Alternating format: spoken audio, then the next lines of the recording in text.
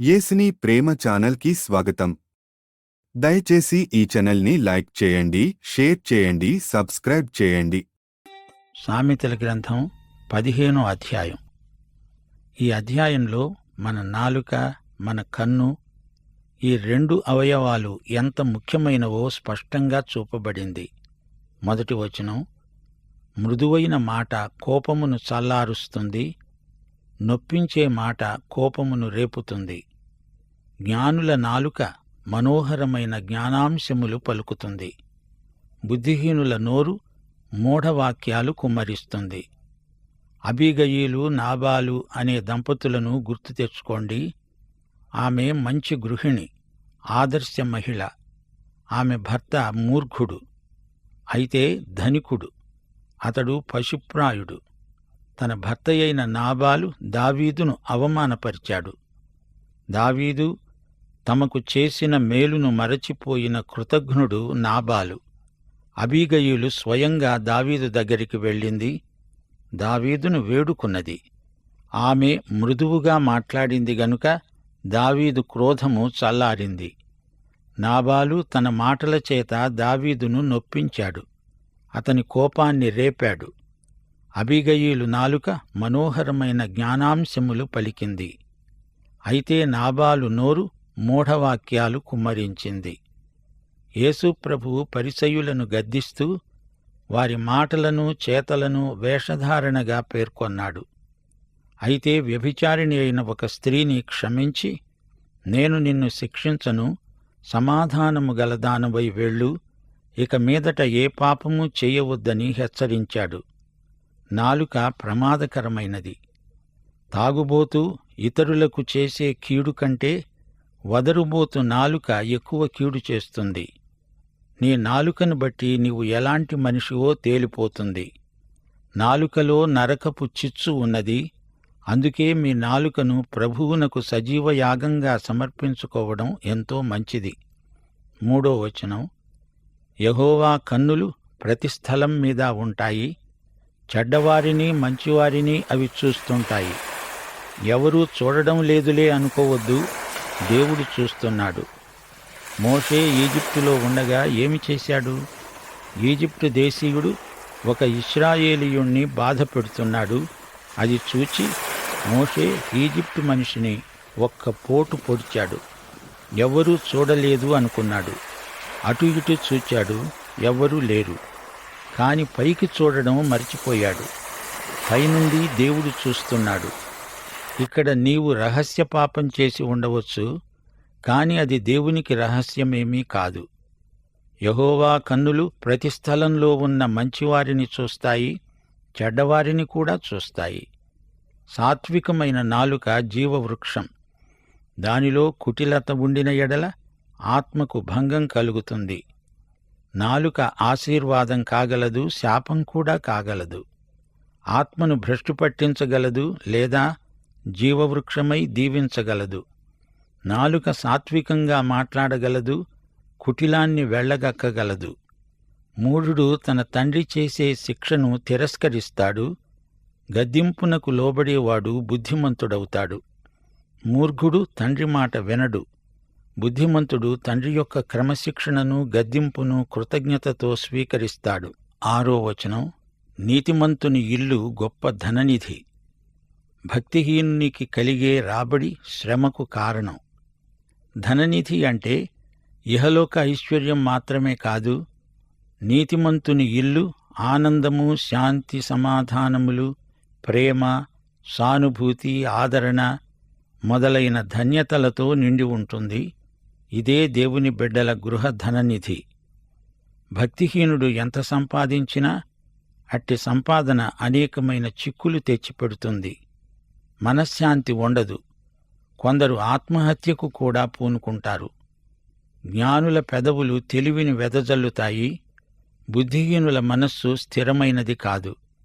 పెదవులన్నా నాలుకన్నా అర్థం ఒక్కటే. భక్తిహీనులు అర్పించే బలులు యెహోవాకు హేయమైనవి, యథార్థవంతుల ప్రార్థన ఆయనకు ఆనందకరం. భక్తిహీనులు మేలు చెయ్యరు, వారి తలంపులలో మంచి అనేది ఏమాత్రమూ ఉండదు.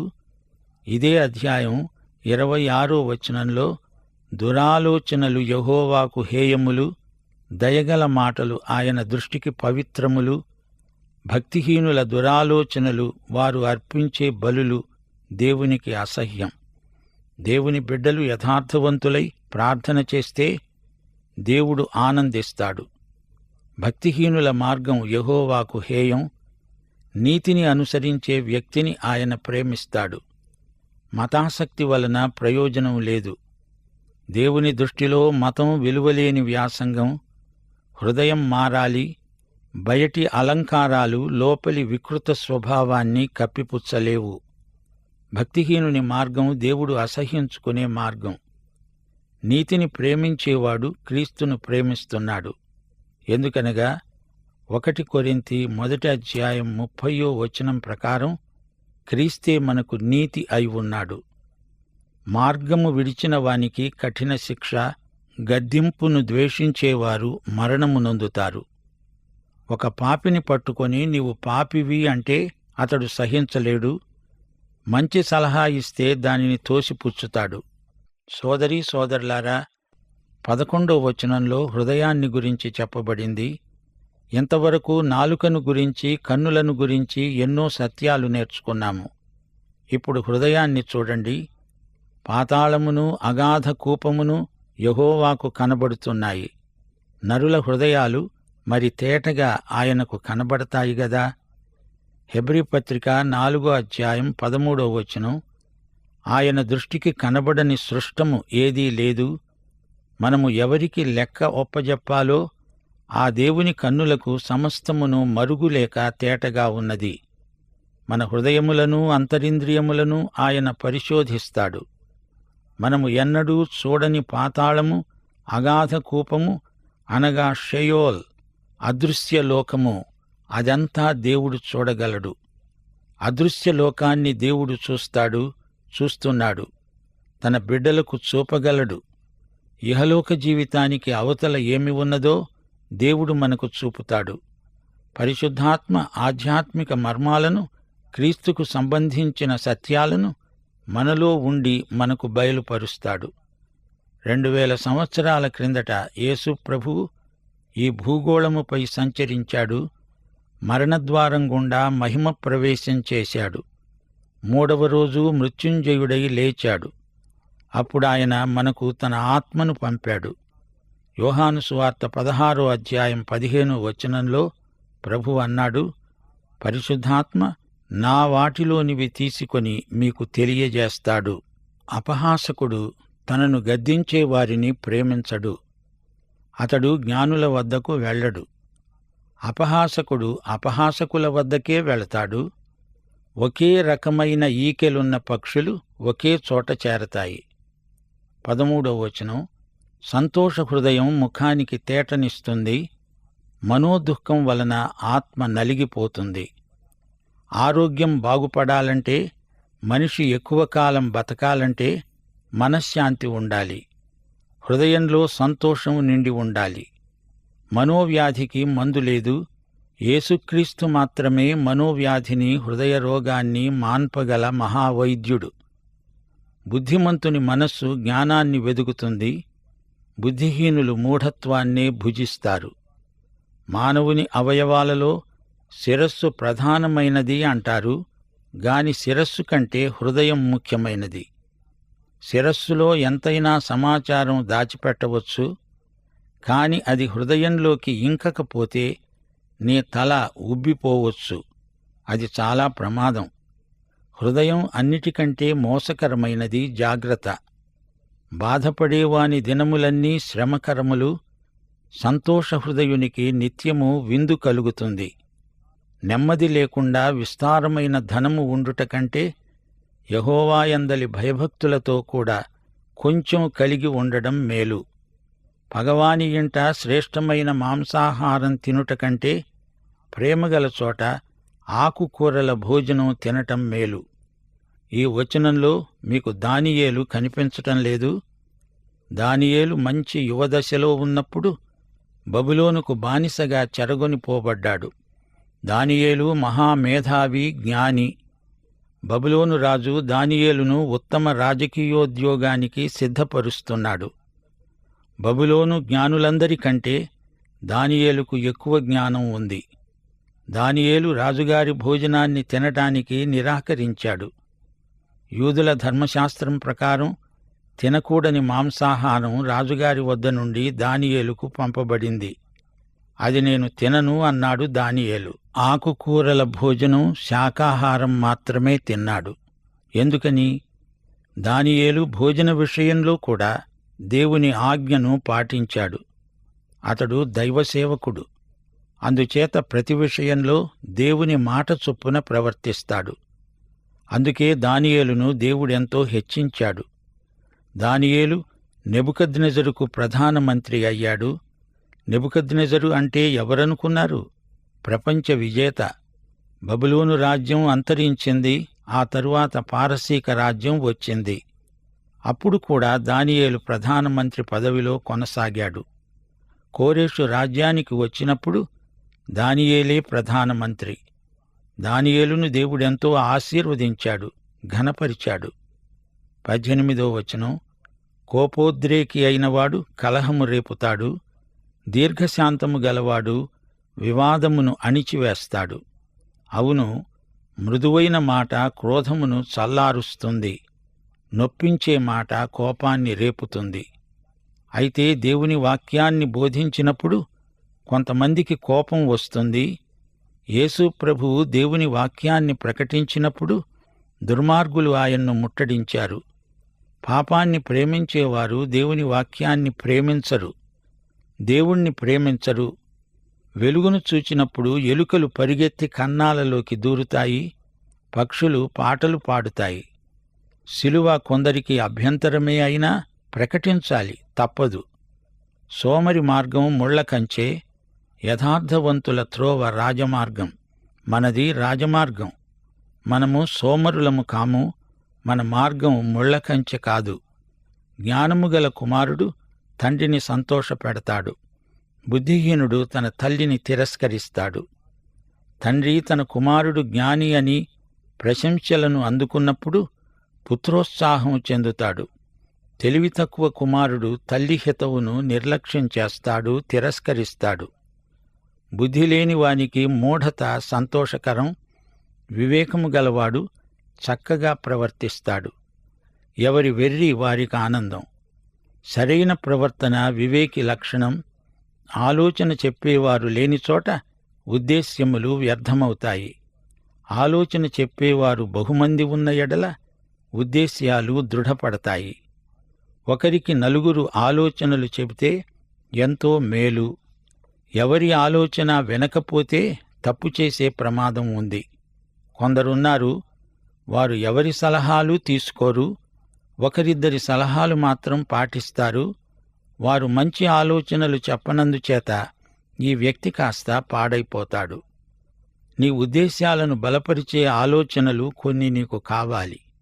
23వ వచనం, సరిగా ప్రత్యుత్తరమిచ్చిన వానికి దానివలన సంతోషం పుడుతుంది. సమయోచితమైన మాట ఎంత మనోహరం! నీవు చెప్పే మాట సమయోచితమైనదై ఉండాలి. సరైన మాట సరైన వ్యక్తికి సరైన సమయంలో చెబితే ఎంతో మేలు. కింద ఉన్న పాతాళం తప్పించుకోవాలని బుద్ధిమంతుడు పరమునకు పోయే జీవమార్గాన నడుచుకుంటాడు. పాతాళాన్ని తప్పించుకోవాలంటే కిందికి వెళ్ళకూడదు, పైకి ఎక్కాలి. కొలసీ పత్రిక 3వ అధ్యాయంలో పౌలు అన్నాడు, మీరు క్రీస్తుతో కూడా లేపబడిన వారైతే పైనున్న వాటినే వెతకండి. పునరుత్థాన మార్గమున జీవమార్గమున నడవండి. గర్విష్ఠుల ఇల్లు యెహోవా పెరికి వేస్తాడు, విధవరాలి పొలిమేరను ఆయన స్థాపిస్తాడు. యాకోబు పత్రిక 1వ అధ్యాయం 27వ వచనం, తండ్రి అయిన దేవుని ఎదుట పవిత్రమును నిష్కళంకమును అయిన భక్తి ఏదనగా దిక్కులేని పిల్లలను విధవరాండ్రను వారి ఇబ్బందిలో పరామర్శించటము, ఇహలోక మాలిన్యము తనకు అంటకుండా తనను తాను కాపాడుకోవటము. లోభి తన ఇంటి వారిని బాధ పెడతాడు, లంచమును అసహ్యించుకునేవాడు బ్రతుకుతాడు. లోభి యొక్క కుటుంబం అతని పిసినారితనానికి బలైపోతుంది. లంచాలకు ఆశపడి ప్రాణానికి ముప్పు తెచ్చుకున్నవారు ఎందరో ఉన్నారు. గతుకులకు పోతే బతుకులు పోయాయని పెద్దలు చెప్తారు. నీతిమంతుని మనస్సు యుక్తమైన ప్రత్యుత్తరమియ్యడానికి ప్రయత్నిస్తుంది. భక్తిహీనుల నోరు చెడ్డమాటలను కుమ్మరిస్తుంది. మనమిచ్చే ప్రత్యుత్తరం యుక్తమైనదై ఉండాలి. 1 పేతురు 3:15 నిర్మలమైన మనస్సాక్షి కలిగిన వారై మీలో ఉన్న నిరీక్షణను గూర్చి మిమ్మును హేతువు అడిగే ప్రతివానికి సాత్వికముతో భయముతో సమాధానము చెప్పడానికి ఎల్లప్పుడూ సిద్ధముగా ఉండండి. 29 భక్తిహీనులకు యెహోవా దూరస్థుడు. నీతిమంతుల ప్రార్థన ఆయన అంగీకరిస్తాడు. 1 పేతురు 3:12 ప్రభువు కన్నులు నీతిమంతుల మీదను ఆయన చెవులు వారి ప్రార్థనల వైపునూ ఉన్నాయి. గాని ప్రభువు ముఖము కీడు చేసే వారికి విరోధముగా ఉన్నది. కన్నుల ప్రకాశం చూడడము హృదయానికి సంతోషకరం. మంచి సమాచారం ఎముకలకు పుష్టి ఇస్తుంది. దేవుని బిడ్డల కన్నులలో వెలుగు కనబడుతుంది. సువార్త విన్నవారికి వారి ఎముకలలోకి వారి మూలుగలోకి శక్తి ప్రసరిస్తుంది. ప్రభువు అనుగ్రహించిన వెలుగుతోనే ఆయన వెలుగును చూస్తాము. ఆ వెలుగు మన కన్నులలో ప్రతిఫలిస్తుంది. జీవార్థమైన ఉపదేశమును అంగీకరించేవానికి జ్ఞానుల సహవాసము లభిస్తుంది. సువార్త జీవార్థమైనది. దేవుని వాక్యోపదేశము నిత్యజీవార్థమైనది. సువార్తను నమ్మి యేసును అంగీకరించిన వారు దేవుని బిడ్డల సహవాసంలో ఎంతో ఆనందిస్తారు. శిక్షనొందనొల్లనివాడు తన ప్రాణమును తృణీకరిస్తాడు. గద్దింపును విని లోబడినవాడే వివేకి. తప్పు చేసినవాడు శిక్షను తప్పించుకునే ప్రయత్నం చేయకూడదు. అలా చేస్తే అధిక శిక్ష ప్రాప్తిస్తుంది. పెద్దల గద్దింపు యువకులకు ఉత్తరోత్తర ఎంతో ప్రయోజనకరం. ఈ అధ్యాయంలోని చివరి వచనం మరువరానిది. యెహోవాయందు భయభక్తులు కలిగి ఉండడం జ్ఞానాభ్యాసమునకు సాధనం. ఘనతకు ముందు వినయం ఉంటుంది. దేవునియందు విశ్వాసమున్న వ్యక్తి జ్ఞానమార్గంలో పయనిస్తాడు. అంతకంతకు అతని జ్ఞానం వృద్ధి అవుతుంది. వినయము గలవారిని దేవుడు ఘనపరుస్తాడు. సోదరీ సోదరులారా, సామెతల గ్రంథంలో భక్తి, వినయం, విధేయత ఎంత ప్రాముఖ్యమైన సుగుణాలో స్పష్టంగా చూపబడింది. గర్విష్టి పోకడలు దేవుని తీర్పునకు గురి అవుతాయి. వినయ భయభక్తులు జ్ఞానానికి నడిపిస్తాయి. గర్వం అవమానానికి గురి చేస్తుంది. గర్విష్ఠులు వాదోపవాదాలు పెట్టుకుంటారు. అణకువ, వినయము గలవారు ఇతరులిచ్చే మంచి సలహాలు తీసుకుంటారు. దైవాశీస్సులు. ఆమేన్. దయచేసి ఈ ఛానల్ని లైక్ చేయండి, షేర్ చేయండి, సబ్స్క్రైబ్ చేయండి.